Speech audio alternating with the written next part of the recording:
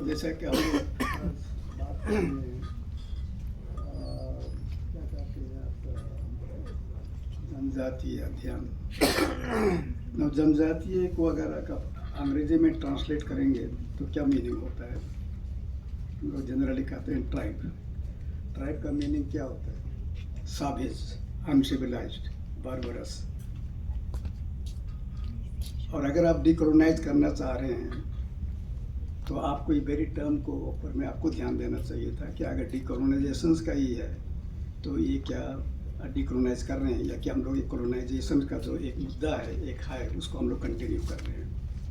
ये तो सबसे पहले पॉइंट्स मैं रखना चाहता था। और कहेंगे कि कभी कभी कहा जाता है कि ट्राइब्स जो है वो तो बाहर से आया, कॉलोनियल कंस्ट्रक्शंस बोलते हैं। बहुत सारे हमारे समाजशास्त्री लिखे हैं कि टर्म ट्राइब जो है कॉलोनियल स्टेट लिया है, और ये टर्म जो है वो अमेरिका में भी यूज होता था, कनाडा में, लैटिन अमेरिका में, सब जगह होता था। तो वो ट्राइब्स को इंडिया में भी लाया गया। लेकिन अगर देखा जाए तो कैटेगरी टर्म ट्राइब वो तो बाहर से आया, लेकिन आइडिया बाहर से नहीं है। जबकि बाहर में भी लोग इसको साबिज मानते थे, लेकिन इंडिया के पौराणिक स्टडीज, स्टोरीज वगैरह को भी आप ध्यान करेंगे तो प्रिसाइसली जिस ढंग से विदेश में, अमेरिका में वगैरह होता था, उसी ढंग से आदिवासियों को पौराणिक स्टोरीज में वो क्या राक्षस, असुर्स, बीस्ट लाइक पीपल, वो द आइडिया ऑलरेडी था इंडिया में। ये नहीं कि नया चीज़ है, ये ऑलरेडी था। तो हम लोगों को अगर आप सोचते हैं कि हम लोग को डिकोलोनाइज करना है तो हम लोग को पहले बहुत हद तक एक वेरी टर्म जो हम लोग यूज करते हैं उसको सोचना चाहिए कि यह अप्रोप्रिएट टर्म है। तो उधर हम लोगों को एक न्यू टर्म करना होगा। और एक न्यू टर्म जो आजकल आती है वो आदिवासी, माने indigenous people all over the world. तो इंडिजिनस पीपल जो आदिवासी, जो टर्म ट्राइब या जनजाति ऊपर से आया हुआ है। Colonial state, colonial administrators, scholars, वो उन्होंने लगाया। अगर आप अपने की ओर देखेंगे तो हम अपने को आइडेंटिफाई कैसे करते हैं? हम लोग तो पहले से आइडेंटिफाई करते हैं तो we are adivasi, original people. अगर आप अमेरिका में भी जाओगे तो ये होता था कि हम इंडिजिनस पीपल्स हैं, क्योंकि आप बाहर से आए, आप कॉलोनाइज किए, हम शटल किए, हमारे रिसोर्सेज को तोड़े, हमें मारे। तो इंडिजिनस पीपल का मतलब कि हमारा मोरल क्लेम है, आप बाहर से आए, आप इंडिजिनस पीपल में ये हमारा टेरिटरी था, ये हमारा ज़मीन था, इसको आपने हड़पा। तो एक न्यू डायमेंशंस आ जाती है। तो अगर आपको कॉलोनाइजेशन, डीकॉलोनाइजेशन को सोचना है तो मेरे ख्याल में टर्म्स की बातें भी करनी है। अगर इंडिया में देखा जाए तो मैं ट्राइबल थ्योरिटिशियन नहीं हूँ, लेकिन मैं कुछ थिंकिंग कर रहा हूँ कि अगर इंडिया को देखा जाए ब्रिटिश टाइम में, तो ब्रिटिश लोग क्या सोच रहे थे? ब्रिटिश लोग डायलेमा में थे कि इंडिया को हम लोग नेशनलिटी के हिसाब से देखें या उनको धर्म के हिसाब से देखें। नेशनलिटी का मतलब होता है बंगाली, गुजराती, एसेट्रा एसेट्रा, तो उस हिसाब से देखेंगे या हम लोग उसको। लेकिन जब नेशनलिटी को बोलेंगे तो एक यूनिफाइंग फोर्सेस था, वो था हिंदुइज्म, धर्म था। धर्म जो है डिफरेंट नेशनलिटीज को यूनिफाई कर रखा था। इसलिए ब्रिटिश लोगों ने जब इंडिया का कॉन्सेप्शन करने लगा, they primarily conceptualise in terms of religion.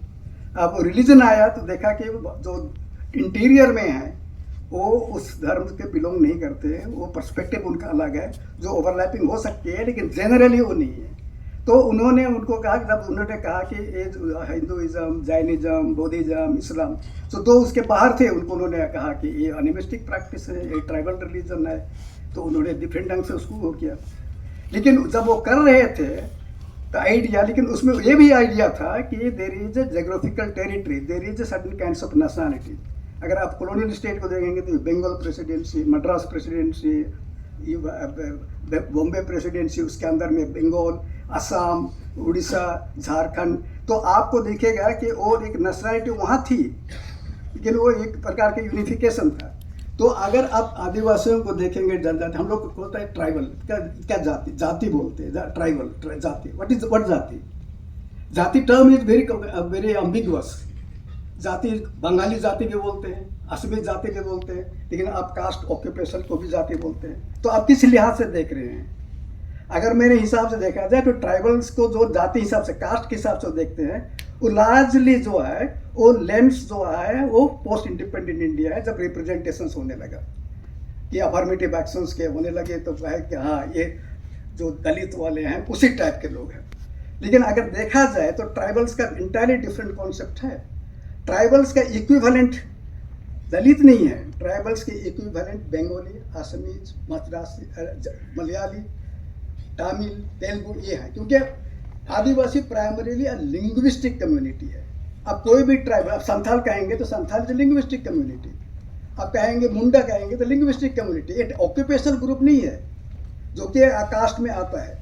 तो आपको उस लिहाज से देखना चाहिए कि आप जो है देख रहे हैं उनका काउंटर पार्ट कौन सा है। उनका काउंटर पार्ट देखेंगे तो वो उसी लेवल पर है जो हम लोग बंगाली या असमीज या मलयाली बोलते हैं। उसका मतलब ये होता है कि दे आर ए सोसाइटी, वो लेकिन सोसाइटी है लेकिन डिफरेंट टाइप ऑफ सोसाइटी है, और वो एक पर्टिकुलर स्टेज है जो हम लोग बोलते हैं कि थोड़ा लोअर लेवल को डेवलपमेंट पर है। लेकिन अब ट्राइबल चेंज हो रहे हैं, लेकिन बोलते हैं कि लोअर लेवल, अब एजुकेटेड हो गया, कोट पहनते हैं, टाई बांधते हैं तो बोलते हैं आप ट्राइबल हैं। बहुत लोग क्वेश्चंस करते हैं कि आप ट्राइबल का इमेजिनेशन ये है कि वो लोअर क्लॉथ पहने, अगर आप टाई के साथ वो आएंगे तो कहेंगे ट्राइबल कैसे हो सकता है, या तो आप IAS ऑफिसर हो गए तो कैसे हो सकता है। तो किसी जैसे कि कोई भी सोसाइटी में डिफ्रेंशिएशन होता है, उसी प्रकार ट्राइबल सोसाइटी में भी डिफ्रेंशिएशन हो रहा है। कोई एलिट्स हो रहे हैं, कोई ब्यूरोक्रेट हो रहा है, कोई बिजनेसमैन हो रहा है, कोई एग्रीकल्चर लेबर है, कोई पेजेंट्स है। तो हम लोगों को जब आदिवासियों के मैंने कि ट्राइबल की बातें करते हैं या आदिवासी की बातें करते हैं, तो हम लोगों को प्राइमरीली उसको लिंग्विस्टिक कम्युनिटी से देखना चाहिए। They are linguistic community, however small they may be, and therefore our so when I am in Assam, अगर अब मैं असमीज नहीं हूँ, असमीज लैंग्वेज नहीं बोलता हूँ, मैं असमीज जियोग्राफिकल टेरिटरी के हिसाब से नहीं बोल रहा हूँ, असमीज लैंग्वेज के हिसाब से बोल रहा हूँ, तो अगर मैं असमीज नहीं हूँ तो इसका मतलब है कि मैं ट्राइबल हूँ। तो होल कंट्रास्ट जो हो जाता है वो लैंग्वेज के हिसाब से आता है, और ट्राइबल को जो है प्राइमरीली जो आपको देखना है तो आप उसको लिंग्विस्टिक कैटेगरी से देखिए।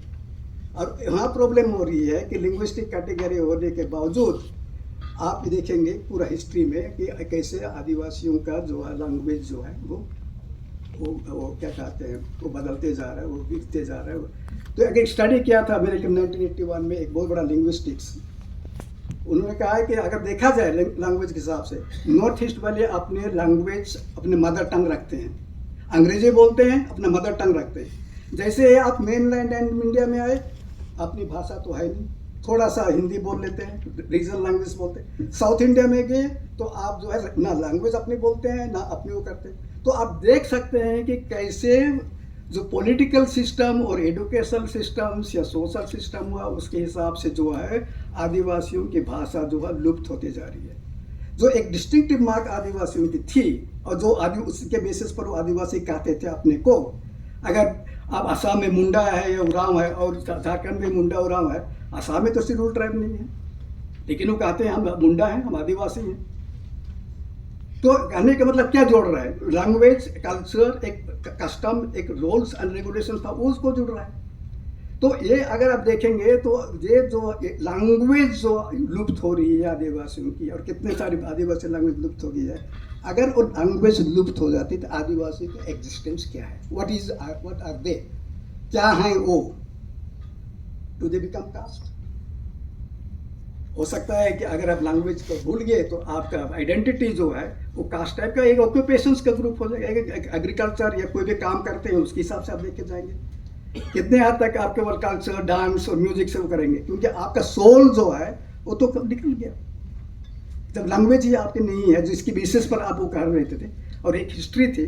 तो आपका नोशनल, आपका कल्चरल आइडेंटिटी जो है एकदम नोशनल हो जाता है कि हम एक सोचते हैं कि हम आदिवासी हैं, हम उरांव हैं, लेकिन उसका जो मेन कंटेंट था वो तो एवापोरेटेड हो गया, वो तो ख़त्म हो चुका है।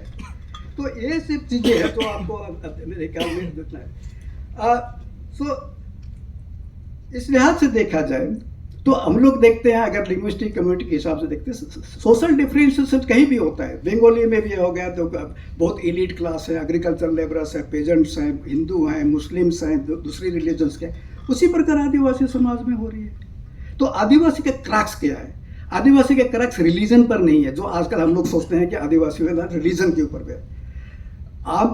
अगर मैं आदिवासी हूँ तो मैं इसलिए आदिवासी हूँ कि मैं मुंडा हूँ, या मैं संथाल हूँ, या मैं उरांव हूँ। अगर मैंने इस्लाम हो गया या क्रिश्चियनिटी हो गया, कोई दूसरा रिलीजन हो गया, मेरा आदिवासी कैसे चलती है, मेरा मुंडानेस कैसे जाता है। और हम लोगों को वो रूटेडनेस रखना है कि अगर मुंडानेस, खासी, संथाली, वो कहाँ से आता है, वो चीज़ सबसे बड़ी चीज़ है, और बाकी तो चीज़ें डिफ्रेंशिएशन होती रहती है। तो हम लोगों को ये सब बहुत सारी चीज़ें हैं जो हम लोगों को सीरियसली सोचने की ज़रूरत है। और ऐसे ऐसे जो मुद्दे हो रहे हैं जो हम लोगों को सोचना है कि कैसे जो हमारे एक थी उसको कैसे तोड़ा जा रहा है। एक बहुत बड़ा स्कूल सिस्टम है, जो वंदना ने सवेरे बोला था, भयंकर स्कूल सिस्टम ही सबसे बड़ा एक दोष है जो आदिवासियों को बहुत हद तक उनकी भाषा, उनके कल्चर, उनकी लैंग्वेज, उनकी साइकोलॉजी को ट्रांसफॉर्म कर रही है। और अभी जो है हम लोग अभी जो बात करते हैं, अभी भी 75 ईयर्स के बाद हम लोग अभी भी रेसिडेंशियल स्कूल की बातें करते हैं। हमने रेसिडेंशियल स्कूल में पढ़ा, एक समय में था नहीं, लेकिन अभी भी हम लोग रेसिडेंशियल स्कूल के ऊपर में जोर देते हैं। और इस देश में किसी के ऊपर रेसिडेंशियल स्कूल का नहीं होते, ट्राइबल के ऊपर में रेसिडेंशियल स्कूल की बातें होती है। ये तो 19वीं सेंचुरी अमेरिका कनाडा में होता था, और हम लोग जो उस कनाडियन कॉलोनाइजेशन का जो सिस्टम था उसको हम लोग भी अभी रिप्लिकेट कर रहे हैं। एक क्या मतलब कि हम लोग स्कूल के बगैर गांव के जो पहले राइट टू एजुकेशन एक्ट में कहा था कि इतने इतने जगह पर स्कूल होना चाहिए, प्राइमरी स्कूल होता है, उस स्कूल को हम लोग हटा क्यों रहे हैं, और क्यों हम लोग उनको एक जगह लाना चाहते हैं रेसिडेंस स्कूल में एफिशिएंसी के हिसाब से। लेकिन उसका अनइंटेंडेड कॉन्सिक्वेंसेस आप देख लीजिए ना, बच्चों के ऊपर साइकोलॉजी, बच्चों के ऊपर लैंग्वेज, उनकी आइडेंटिटी, उनका घर के साथ संबंध, उनके कल्चर पर क्या विश्वास हो रहा है। तो हम लोगों को ये सब चीज़ें थोड़े से सीखने। तो आदिवासी का मतलब है, अगर थ्योराइज करेंगे आप लोग सोचेंगे तो प्राइमरीली वो एक लिंग्विस्टिक्स ग्रुप है। अगर लैंग्वेज उनकी खोती है तो उनके लिए एक बहुत बड़ी समस्या है कि क्या वो किस हिसाब से अपने को आइडेंटिफाई करते हैं। और यहीं पर सबसे बड़ा प्रॉब्लम ये हो रहा है। अब क्यों नहीं हो रहा है, वंदना ने बहुत कुछ बताया, लेकिन इसलिए नहीं हो रहा है कि आदिवासियों के पास अपना सेल्फ डिटर्मिनेशन का कोई इंस्टीट्यूशनल मैकेनिज्म नहीं है। Why is it that in north east people are able to keep their language intact, their resources intact, their forests intact, their language intact, their culture intact? Why? और ये क्यों नहीं हो रही है मेनलैंड इंडिया में, उधर साउथ से पूरे ईस्टर्न इंडिया से लेकर? It's precisely because there is a vacuum of institutional mechanism. North east में आपको ऑटोनोमस डिस्ट्रिक्ट काउंसिल्स मिलेंगे जो 6 शेड्यूल के अंदर में आता है, जो लेजिस्लेटिव पावर देती है, एग्जीक्यूटिव पावर देती है, जुडिशियल पावर देता है on certain matters. And there are tribal states. Jharkhand को बहुत लोग tribal state, it's not a tribal state. It's symbolically you can talk about tribal state and there may be contributions of the tribals, but it's surely not a tribal state. There's nothing of the tribals in Jharkhand. There's no self-determinations. So people who govern and people who are being governed are two different sets of people. तो हम लोगों का ये है कि अगर इस चीज़ को बचाना है, जो कहते हैं education, culture, language, land, resources, एक प्रकार का इंस्टीट्यूशनल मैकेनिज्म होना चाहिए। और इंस्टीट्यूशनल मैकेनिज्म का मतलब है there has to be certain kinds of political institutional arrangement where you find tribals have a right to self determine about their own selves. Thank you.